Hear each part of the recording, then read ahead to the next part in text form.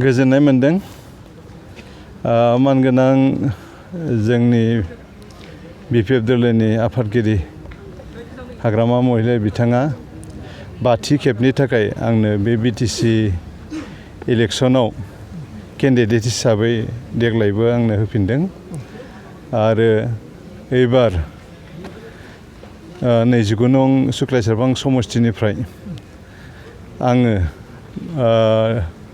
बिसायख'थि गेलेगोन आरो बिनिनो आं दिनै बेवहाय नमिनेशन फाइल आं साबमिट खालामदों दा गोजोननाय मोनदों।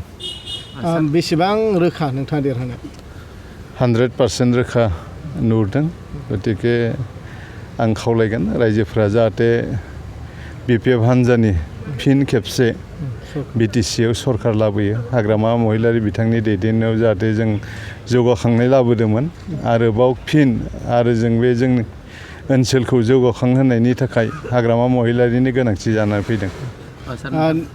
बिटिसिआव फिन हाग्रामा महिलारीनि सरकार फैफिनगोन ना रोखा नामा? रोखा 100% रोखा।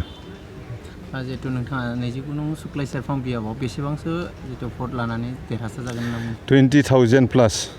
20,000 प्लास भट मोनगोनखौ आं आसा लाखिदों आरो देग्लाय। रायजो राजामानि थाखाय जिहेतु नोंथांखौ भट होनो हायो। बिटिसि ओनसोलाव बा सुक्लायसेरफां ओनसोलाव थांनाय 15 बोसोराव आं जि रोखोमै डेभेलप खालामबोदोंमोन जोंनि ओनसोलाव बे डेभेलपआ दिनै माने एसे थाद'नाय जादों आरोखि 5 बोसोराव थाद'दों।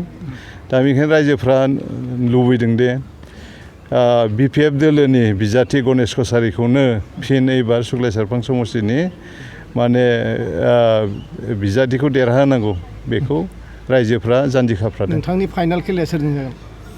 बिजेपि। दिनै बेसेबांसो रोजा सुबुङा फैफादों सानदों?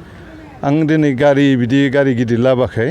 जोंनि वार्कारफ्रा गावबा गाव जि गारि दङ फिसा बेखौ लाबोदों आरो जोंनि वार्कारफ्रा गाव गावनो बाइकजों जों कुनु टारगेट होआखै 2000 मानसि फैदों। देरहागोना बेयावनो रोखा जाबाय? रोखा।